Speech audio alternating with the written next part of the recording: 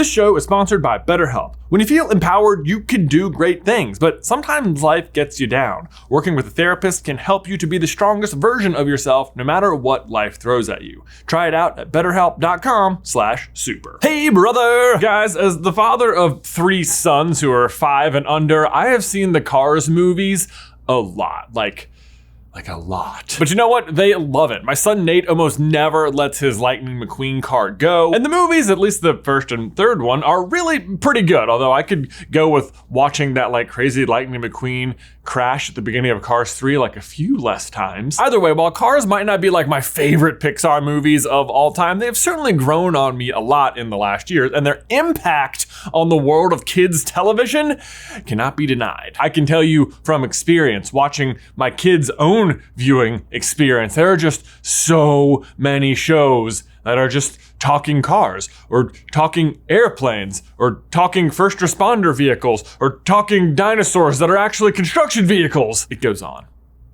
and on and on. And while Cars might not have been the first ever talking vehicle show, it is certainly by far the most popular and the one that's had the most impact. Truly innovative and just so original. Or is it? Well, I recently heard that the original Cars 1 movie had an eerily similar plot to an old 1991 Michael J. Fox movie, Doc Hollywood. And you might think, Jay, how could a movie about a talking race car that gets stranded in the desert have anything to do with a doctor movie starring Michael J. Fox and real people? I know, it sounds wild, but buckle up, because the more I watched of Doc Hollywood, the more I was forced to admit that it is the exact same movie as Cars.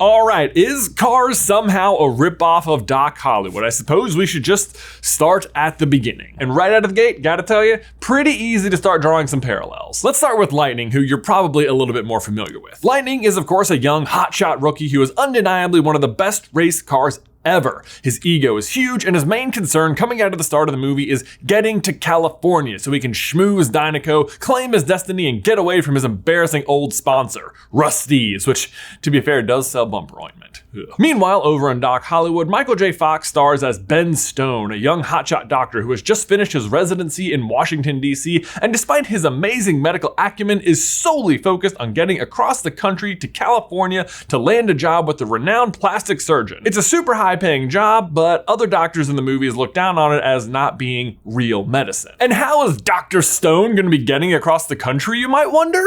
Duh, he's driving his 1956 red Porsche 365 Speedster. Known, of course, for its lightweight, nimble handling, rear engine, rear-wheel drive, and 2 doors. It comes in hardtop coupe and open configurations. Now, granted, Lightning's engine is in the front, and he doesn't have any doors, and he's not a Porsche, but I think you get the idea. He's trying to get to California in a speedy red car, and he'll spend most of the movie trying to accomplish this task. Lightning is a speedy red car who's trying to get to California, and will spend most of the movie trying to accomplish that task. Unfortunately, Dr. Stone hits a major snag when he runs into some traffic and tries to take a detour. Upon doing so, he pulls up alongside a large truck and as a result misses a crucial turn and ends up down a path he didn't mean to take. The camera even pans over to the sign to let you know we're off the beaten path. Back in Cars, Lightning gets rattled out of the back of Mac and finds himself stuck in traffic. To be fair, this is more of a fast-moving, inescapable traffic, but I think you see what I mean. As ever, and in a rush, Lightning speeds up to the side of a large truck, and in doing so misses a crucial turn and ends up down a path he didn't mean to take. The camera even pans over to a sign to let you know he's off the beaten path. I mean, that's the same shot, right? Meanwhile, back in Doc Hollywood, Ben is fiddling with the radio and doesn't notice some cows on the road, but at the last second, he does, which causes him to veer off the road, goes through some woods, and then destroy a fence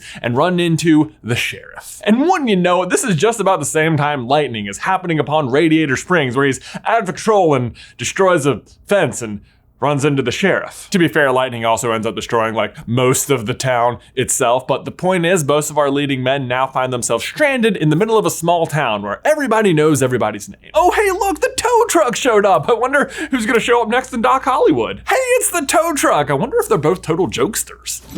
Just kidding. Gotcha.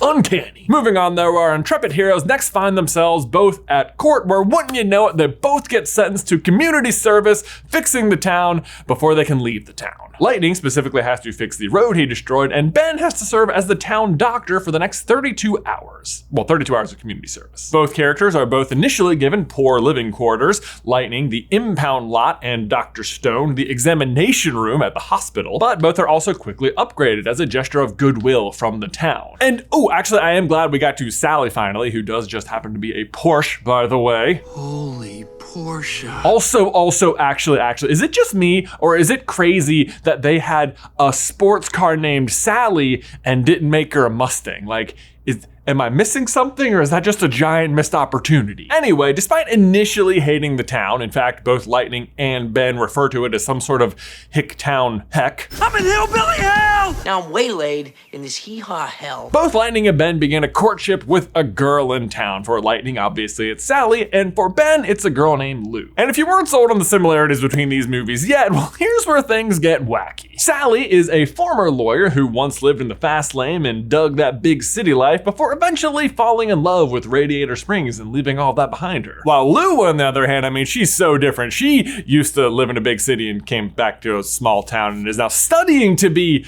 a lawyer. Also, Lou has a 4-year-old daughter, so I guess that is an actual pretty big difference. But seriously, like, big city turned small town lawyer girl love interest for both leads? Like, you can't make this up. Anyway, back to Ben and Lightning. Both of them reluctantly start their community service and are actually both really good at it, if not a little impatient and prideful. And their pride in particular gets both of them a royal humbling. For Ben, he's about to leave for the first night when suddenly a young boy shows up. He's short of breath and practically blue. The parents insist upon calling the town's elderly doctor, but Ben insists further that they don't need him, he's in charge. Which, to be fair, in his defense, said doctor's policy is apparently when to call me. You've been stabbed, shot, poisoned. Generally about to bleed to death. Otherwise, leave me alone. In any case, Ben quickly diagnoses the boy with a severe heart condition and goes as far as to call a helicopter to get him into surgery at a larger hospital when suddenly the old doc shows up and gives the boy a Coke, curing him with little to no effort. Back in Cars, Lightning tries to finish the road in under an hour by applying pure horsepower, but ends up making it worse, but says he should be allowed to leave because all he really had to do was drag Bessie to the end of the road. When, wouldn't you know it, the old doc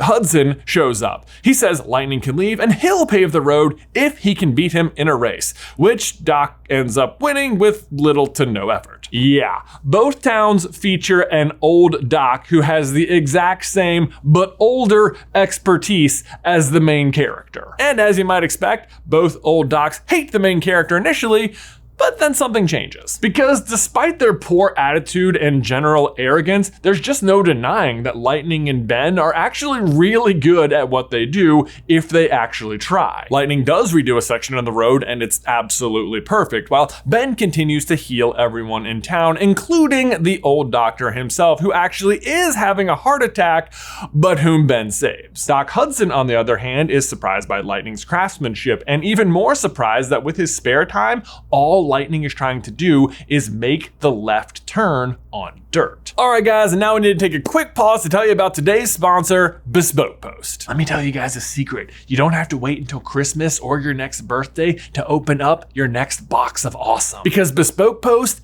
deals in boxes of awesome. They curate awesome collections of unique items from small businesses you probably would never have heard of. And right now here in Virginia, it is starting to show signs of spring, which means it is time to get back outdoors and doing stuff, which is why I have my eye on the trail box. It's got this really nice field box, a pocket saw, a fancy knife, and a little book on surviving in the wild. But hey, spring also means rain, and so maybe you want to get a little bit more cozy, in which case I would recommend the Easy Box, which comes with this awesome super soft hoodie. Seriously, you can never underestimate the perfect basic hoodie. It's just the sort of thing you're gonna grab from your closet all the time. I don't know how they do it, but it feels like Bespoke Post has always thought of everything with these boxes. Like, it's stuff you never knew you wanted, but as soon as you open it, you're like, I definitely need this. Plus, they release new boxes every month, so you can always mix it up and get like a huge variety of cool gear. It's also free to sign up, and you can skip a month or cancel whenever you want. Plus, you can get 20% off your first box when you head over to boxofawesome.com and use promo code SUPER at checkout. One more time, that's boxofawesome.com, promo code SUPER at checkout for 20% off your first box. Last time, boxofawesome.com, promo code SUPER at checkout for 20% off. Link is in the description down below. Back in romance land though, Lightning and Sally go for a joyride together where they learn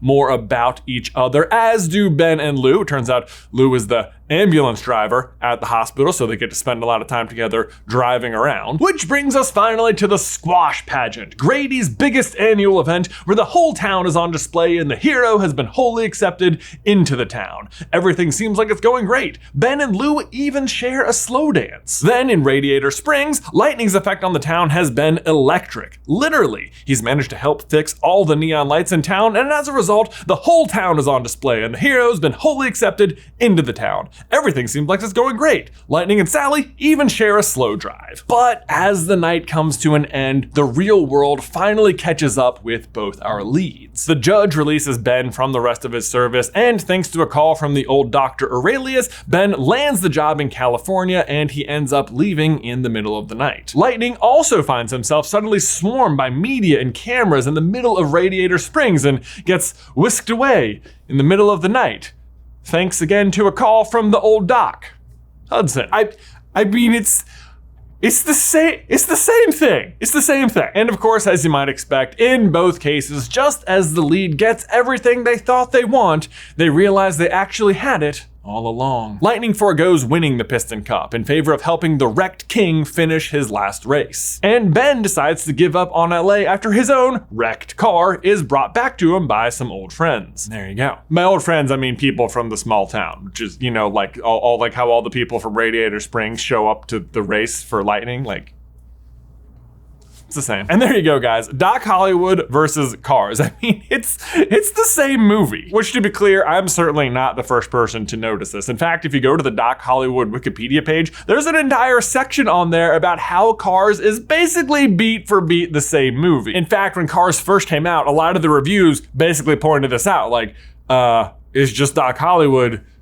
but Cars. I will say this though, however definitely inspired by Doc Hollywood Cars was, there are also quite a few differences. For example, I didn't even mention Woody Harrelson's character in Doc Hollywood, who serves as a romantic rival to Ben throughout the movie. Like I said earlier, Sally in Cars does not have a kid, but Lou does. And all throughout Doc Hollywood, there's a whole second woman that's trying to woo Ben to take her away to Hollywood the whole time. Not to mention, Ben is met very welcomingly by the mayor of Grady, who is actively trying to recruit him to the town from like the first minute, whereas in Radiator Springs, almost everybody hates Lightning out of the gate. Not to mention, Cars is clearly way more targeted at kids, whereas Doc Hollywood is, not.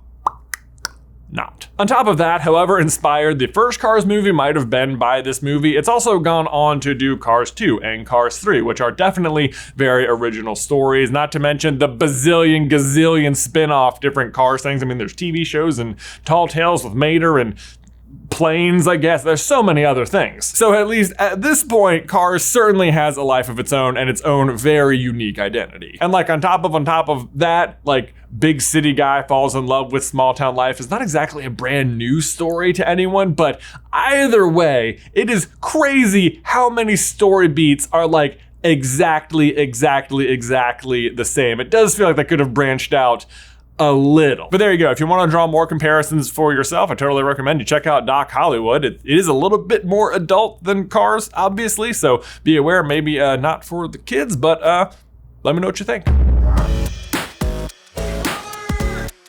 There you go, guys. Thank you so much for watching today's video. Don't forget to like it if you haven't already, and subscribe so you don't miss any future Pixar action from us. If you want to see the truth about Doc Hudson and the whole awesome story about the fabulous Hudson Hornet and how it was a real car, it's actually really cool. He also crashed and all that stuff. You can check out this video right here. But otherwise, Ben, until next time, I will see you in another life, brother.